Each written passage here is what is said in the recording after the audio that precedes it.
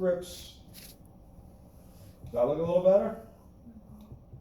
All right, I can check my slope. Ooh, I lost a label.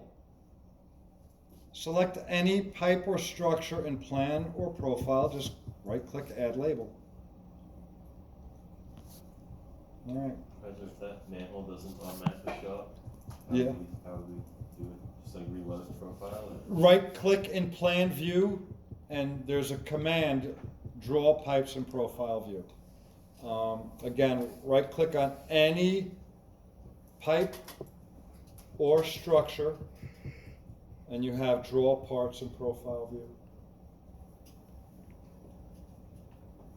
Do we have a minimum for the pipings, just so we have for the road grading? What's that? A minimum grade?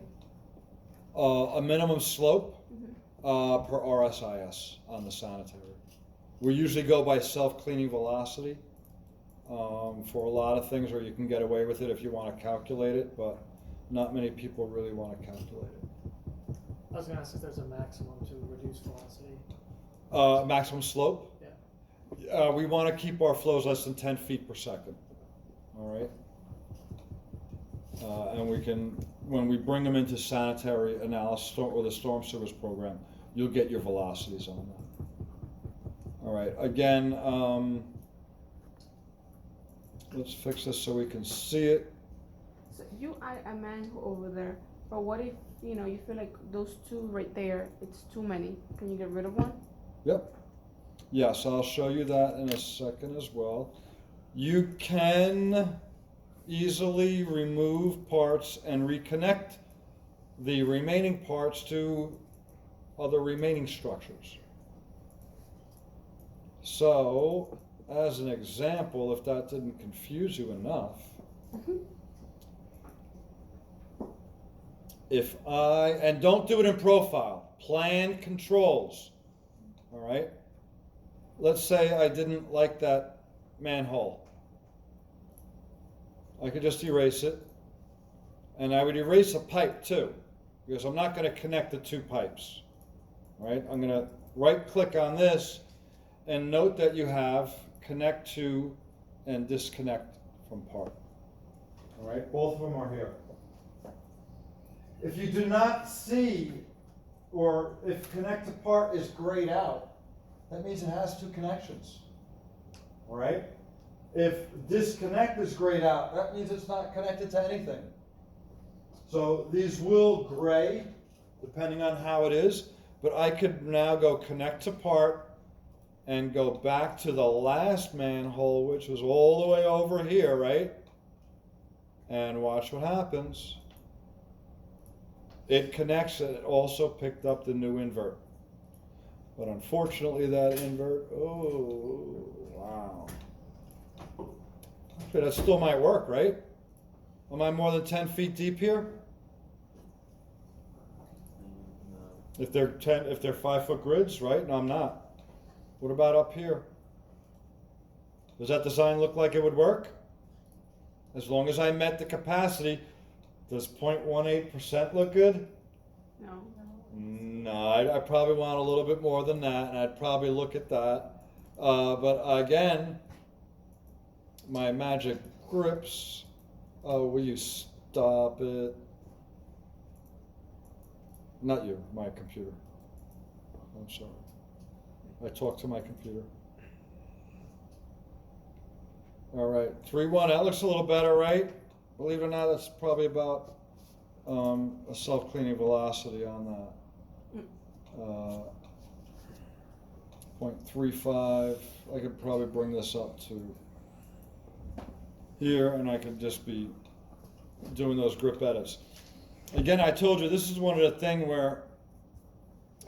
where I have not typed out a phrase like this in years, and I still have old schoolers every day going to their calculators, and they have the old programmable, like the first generation 1969 HP calculators, and they're typing in the starting invert and the ending invert, and they're finding the length, and they're dividing, and then they're coming here, double clicking that text and typing 0.43%, and they're moving to the next pipe, and they're doing it, and they're moving to the next pipe, and they're doing it.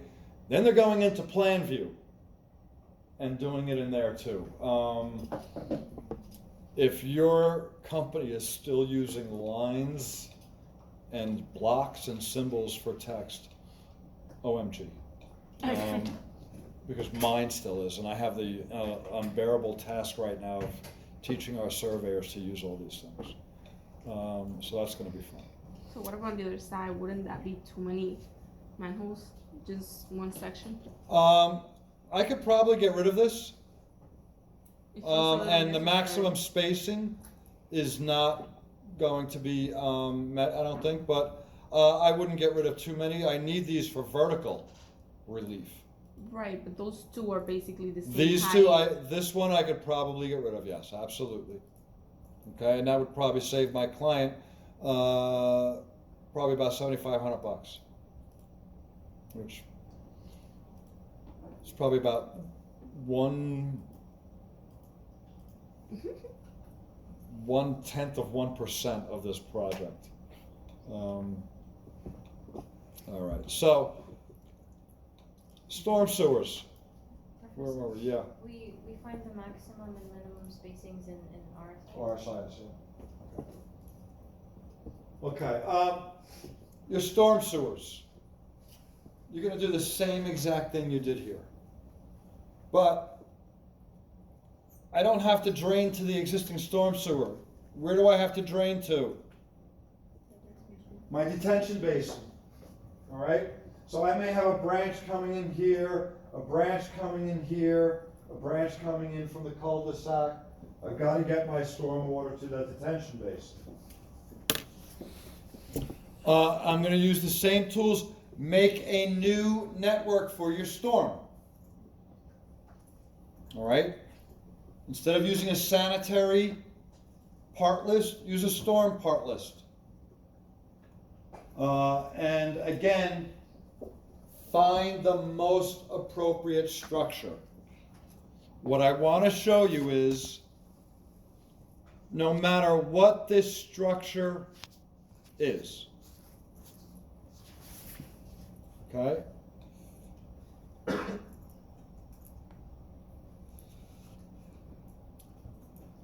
Structure properties. Let's look at our information tab.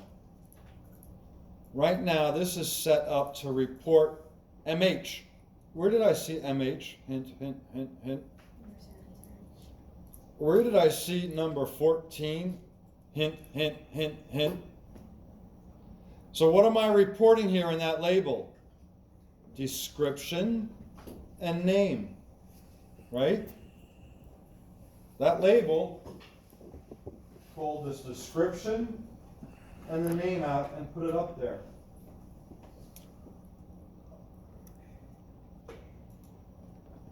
Let's look at that label. Oh, I'm sorry, that's the style. I'm not going to get the label in here.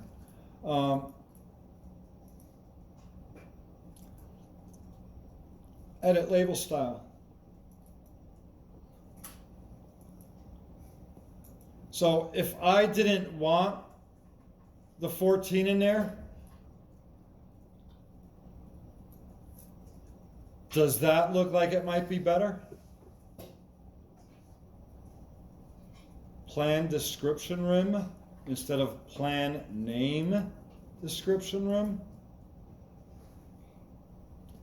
Does that work better? All right, but do you see the relationship? Do you see that the label was calling this structure's name and description, and now it's only calling its description? If I put one on there that said only name and removed the description, that would read 14. All right? My point is,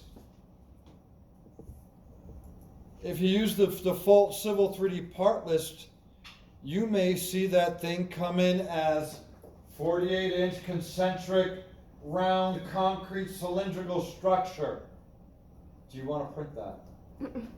No. You want it to print manhole, right? You go into that structure properties, you're going to see that 48-inch cylindrical concrete structure here. Replace it with manhole.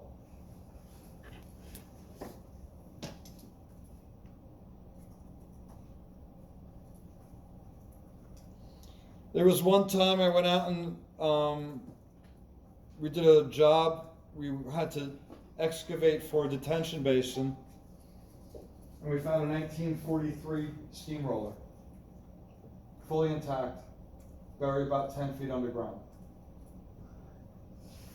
I can make my part read buried steamroller if I want. And look, it's just the part description. I can change that description to read Jimmy Hoffa. All right, and look, they found Jimmy Hoffa. Maybe about 7 feet deep. Well, pretty appropriate actually. Right? So that's my point. Your labels don't have to be everything that is. If you go into your list and you see all these wacky names for parts, find something that looks close. Change the description and just report it. It could be Jimmy Hoffa, it could be Jimmy Hoffa and Bonnie and Clyde or whatever. But in this case, it's just going to be manhole. Maybe I want it to say sanitary manhole. And I can have it read whatever I want. How do you access those quick properties? Okay. Quick Properties doesn't come on by default in Civil 3D, but it's really a nifty little AutoCAD feature. If you go to your lower right corner, you see those little 4 bars. That's your customize. And you have the ability to turn on and off all kinds of function here. I turn on and off the things.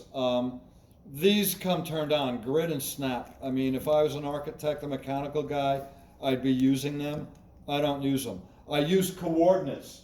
I always want my coordinates shown here because I instantly know if I'm in state plane or not. And I can do a lot of survey analysis there. But your line or your quick properties is right here. And once you show it there, you can just click your button on and off.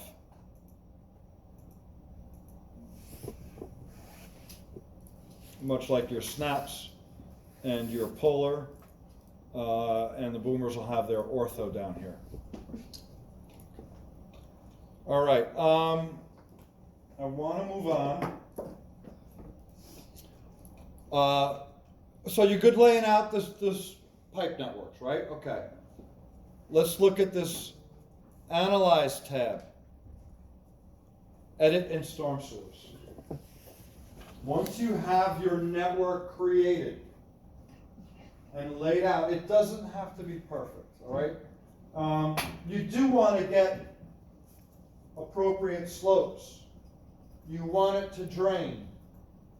Once you get it to drain, send it to storm and sanitary, and you can start your calculation.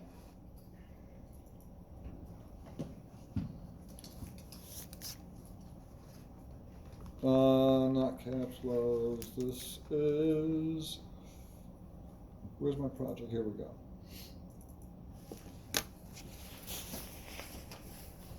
All right, and this starts our hydraulic calculator. There's lots of different hydraulic calculators. They all do much of the same thing, but look how nice. It brought in all my manholes and all of my pipes. Oh yeah, I hate this one. It doesn't pan and zoom. But there's, yeah. How did you get here again? In Civil 3D, Analyze tab, Edit and Storm Sewers.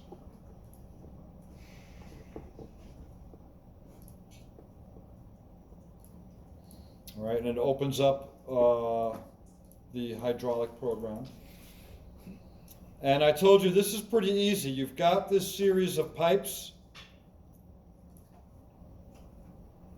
and structures. Oh, come on. Here we go. Oh, that's the outfall. That's why it's not opening up. All right. And you can cycle through all of these up and down, but it needs information for both the pipe and the junction. All right. This is going to have a problem because there's no flows right now. And you would probably have to come in here and change one of these. Oh, here's your known flows. Look at that. Where do I get the known flows into each manhole? I told you guys. What water comes out of the house? Same that goes in. Where am I getting the water that goes into the house? RSIS. All right. And then read through, because there's a multiplier for sanitary design that you need to increase that by. But if you check RSIS, you will find out A, the water supply that the house needs, and then B, how much you've got to multiply that for discharge. So single family homes, am I expecting large flows in these pipes? No. No. Am I expecting tiny flows that may be so tiny I might not even be able to see them when they come up? And if I put in like 0.003, I might not see it, or it might come up as 0.01. Maybe. Maybe. All right, but what you do is find out how many homes drain to each manhole. All right? And with that, you will be able to, let me zoom extents if I can. And this is my start. I'd go here, and here's our junction, here's our pipe. You could put in your known flow. I'll put in one. You don't need a drainage area if you have a known flow. But I showed you that when we get to your storms calculation, you're going to need this, right? Because this is much like we did with the hydrographs, where you put in your area, you calculate your coefficient, you calculate your time of concentration, and it will compute the flow. All right? But in sanitary design, we get the flow from the number of homes. We just type in the value. It's a lot easier. All right, so we do that. You hit OK, and note our buttons light up once it has a known flow in the system. It actually has something it can compute now all the way through. You need to read up on this. The sanitary is easy because it's all manholes. But when you get to storm and you have combination inlet, that's what we see. That's our B inlet, right? It has a curved face and a grate. That's a combination. That's what you're using here. You're not using a curve inlet. You're using a combo. And I told you that when you do your storm, you need to define whether it's on grade or on sag. And depending on which one it's on, you're going to have to fill out some or all of these. They're all lit up, so I got to fill them all out. Bypass target, you can just say it's off-site. If there were other inlets downstream, you could get it in. You put in your inlet length, your throat height, and leave it at 0 if you're not sure. This is important. This, remember, gutter details describes your road. This is your roadway, because this is actually based on a HEC 22 calculation, which is urban design. So, what's our road cross slope? Oh, you guys had a tough time with this one last week, so come on, you gotta dig it up. You answered, what's the 2%? cross slope of our road? 2%? 2%, you're designing it. You guys should know this. 2% cross slope. Do we have a gutter on our street? We don't. You know what the gutter is? You know when you go down to Seaside and you see the curb with that like 1.5 foot of concrete sticking out? The little, like, underneath.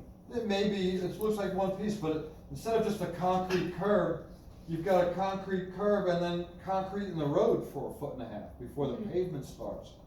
Do we have that in our design? No. No. Don't put in your gutter. Do we have a local depression? What's that?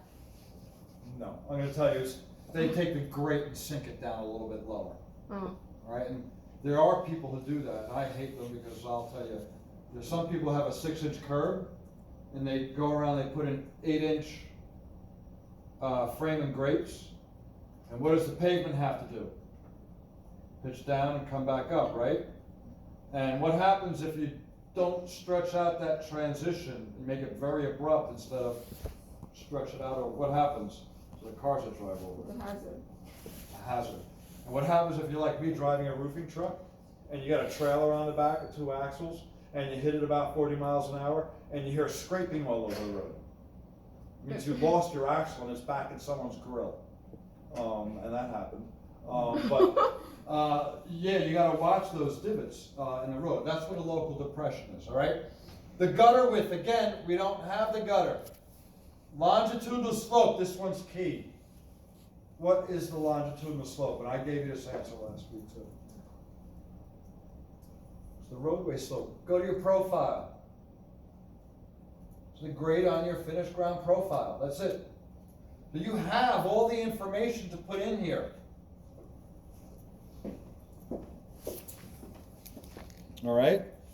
You hit OK, and I'm only going, oh yeah, hold on, I changed this to, again, it won't compute because I did not fill out all the information on the road. But as a manhole, I don't need that information. See how it grays out?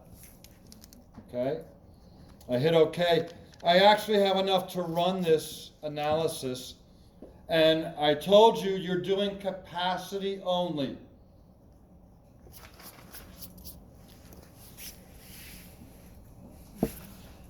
RSIS will tell you what storm to run. I'm going to run one that I know will fail.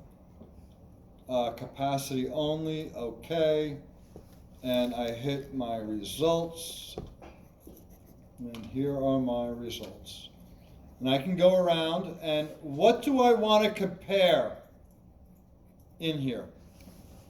I don't even see what I want to compare, but think about it logically. What are the 2 things I'm comparing for this design?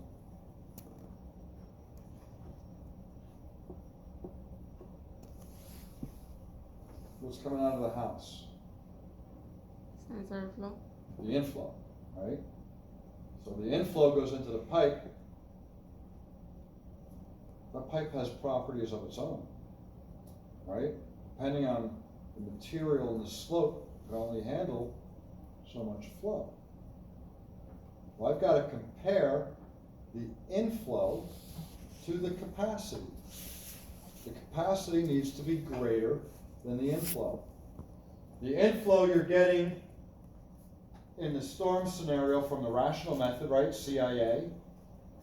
In the sanitary, we're getting it from the water that we're putting into the home. How are we getting the pipe capacity? That's not CIA, is it? What is it?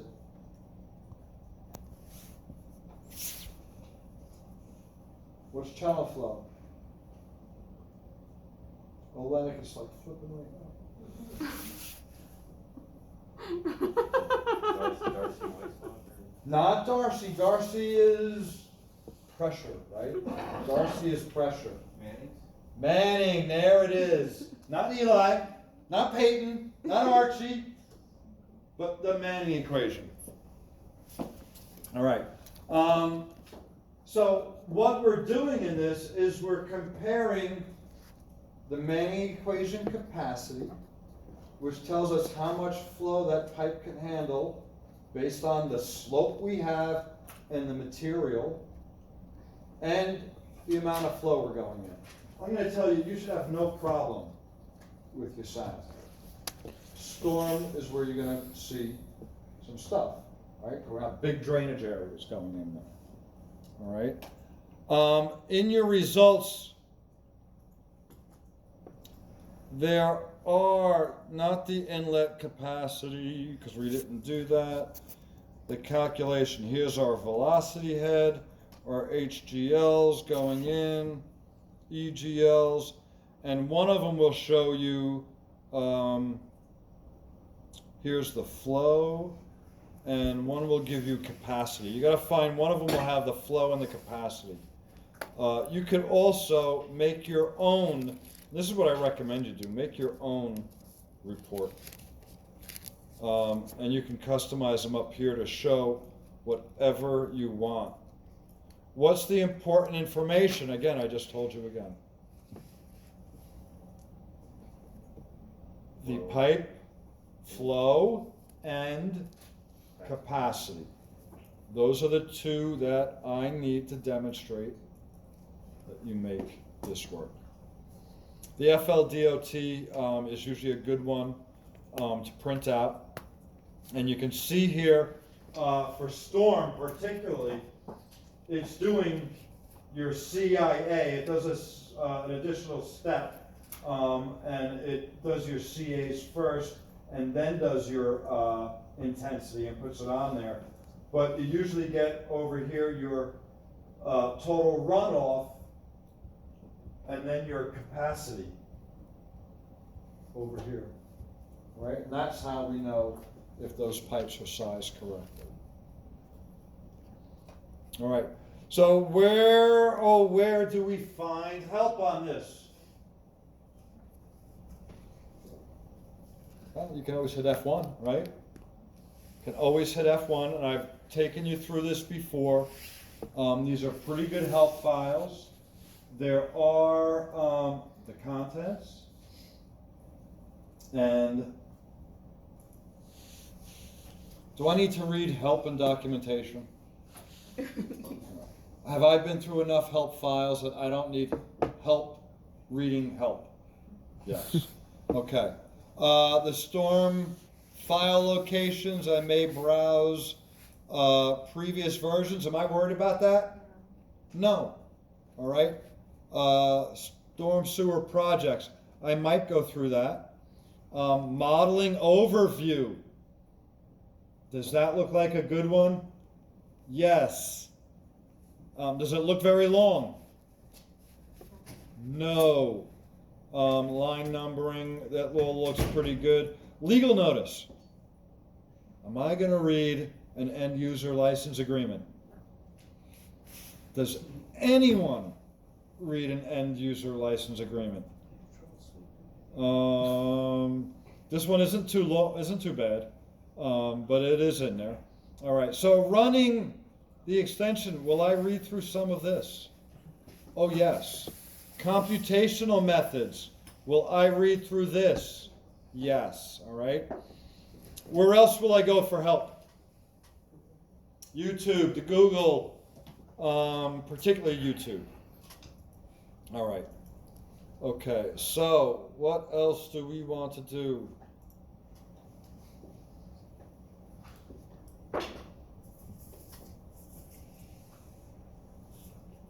TC. Let's look at TC. Time of concentration is the longest time for water to travel across our area of interest. I'm going to sneeze at some point, don't worry, it's not something bad. It's just allergies. But I can feel it going. All right, so when I'm looking at my roadway design, what is my area of interest?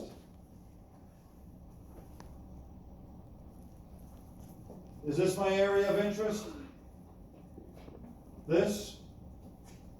It's on my property, is it? Am I using this as part of my area down here? No. My area of interest is basically that 75 feet around my roadways. So your time of concentration should be the longest time for water to get from here to here, or conversely, from here to here. But I don't think it's going to flow this way. Does it flow like this? Look at those contours. Does water flow here? No, right? Water's flowing perpendicular all down here. There's actually a channel in here, a very broad channel. And all this water is coming down. You guys should have a relatively, I might be looking at, my disturbance, my longest path is either going to be here or here. My existing path. Somewhere through here or here. Right? It's not out here. It's not all the way down to the end of the property. It's only through the area that I'm disturbing and where I'm sending all that water to. Your time of concentration, I'm going to start hydrographs. And your storm sewers program has the same TC calculator. Right over here, the TR55. Storm sewers program I just closed has this same dialogue. All right, so you can use it. That path, and in this case, we'd have to check both those paths. So we would do two calculations, choose the longer one. But we're going to look at that path, and we know that there are at least two components, maybe three for time of concentration. But I gave you a tip that says, in the existing conditions, you have no gutters. All right? You're not hitting a road. You're not hitting a channel or a stream. So you really need to look at sheet flow and shallow concentrated flow only. And you're going to have one for each path. Sheet flow says 300-foot max, but New Jersey says no, no, no. We have a different number, and you got to go find it. All right, I told you it's in the stormwater rule. You got to find there's a minimum flow length for sheet flow. Go to the best practices manual, New Jersey BMP manual, and there is, I think, chapter 5 is computing peak runoffs. You'll find it in there. All right. 2-year rainfall. I told you don't look up the Jersey values because it gets a little crazy. We have lots of different areas, and I don't want everybody using a different value because you can literally get different values clicking on the map in different towns. All right, so use the default. The land slopes. I told you all these slopes are average slopes.